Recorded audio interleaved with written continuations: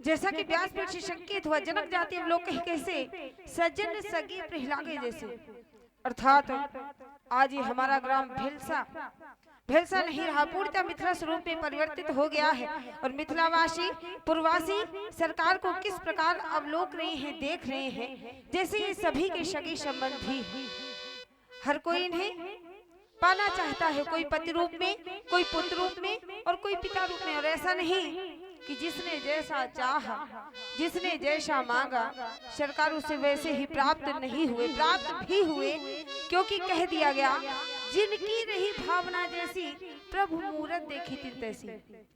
जिसकी जैसी भावना थी, जिसकी जैसी श्रद्धा थी, सरकार उसे उसी स्वरूप में प्राप्त हुए।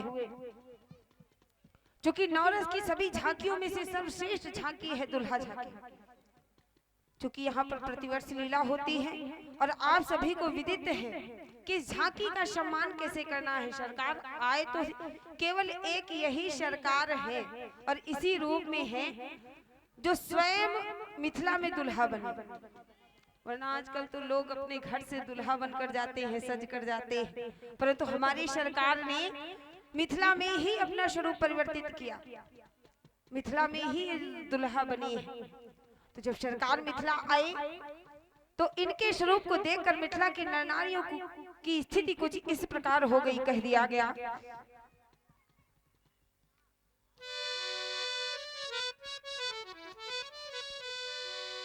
जब सरकार ने हमारे मिथिला धाम में दुल्हा भेष धारण किया तो कहा गया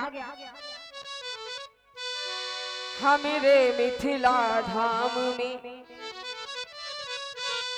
धारो दूल्हा बे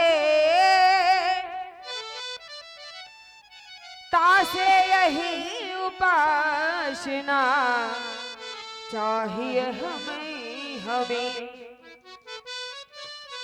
सभी परेशान हो गए कि ये हमारे शायद ये हमें मिल जाए, सभी परेशान हो गए पुर के नर नारी।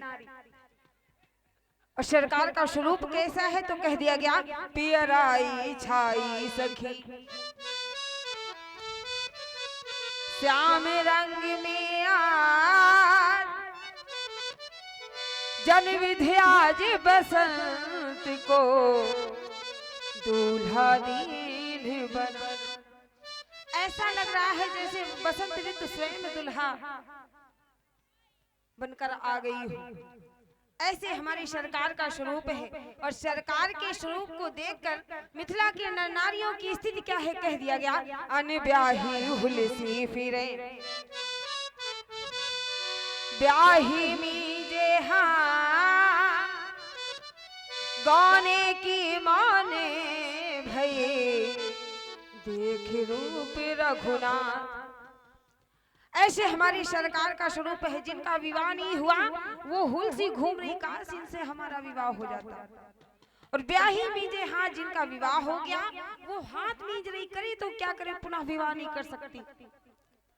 और गौने की मौने भाई जिनका विवाह तो हो गया परंतु गौना नहीं हुआ, वो मौन ही हो गई, उनके मुख से आवाज ही नहीं निकल रही कि ऐसे सरकार हैं।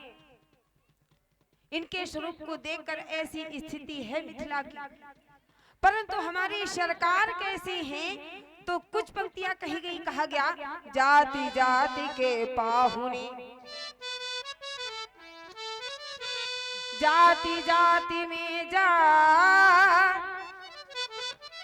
रघुवर ऐसी जाति है सब ही जात मिल जा।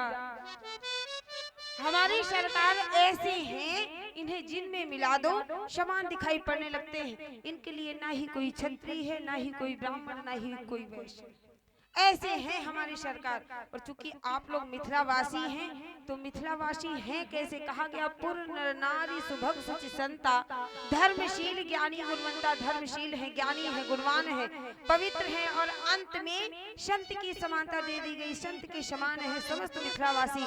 तो हमारे जितने भी मिथिलावासी हैं और सर्वप्रथम हमारी माताएं बहनें, जब भी किसी गांव में दुल्हा या दुल्हन सजाई जाती है तो सर्वप्रथम आप लोग उसकी बलाइयां लेती हैं, न्यौछावरी करती हैं, उसे बुरी नजरों से बचाती हैं। और यहाँ पर तो स्वयं परमपिता परमेश्वर मर्यादा पुरुषोत्तम श्री राम दुल्हन स्वरूप में बैठे हैं, क्योंकि हम सखियों ने इनके साथ मजाक किया। जैसे सालियां अपने जीजा जी के साथ मजाक करती हैं, उसी प्रकार सखियों ने भी सरकार के साथ मजाक किया, इन्हें घूंघट डाल दिया। और जब घूंघट पड़ गया तो सरकार का स्वरूप पूर्णतः परिवर्तित हो गया। थे तो दुल्हा परंतु दुल्हन हो गए। अब इनका विवाह करवाना पड़ेगा। करवाएंगे किसके साथ? हमारी सीता, हाँ सीता मैया के जो भैया हैं उनके साथ, लक्ष्मी जी के साथ इनका विवाह करवाएंगे। तो हमारी माताएं बहनें आए, सरकार की न्योछावरी करें, बलाइयां लें और सुने सखियों के द्वारा दुल्हा गीत।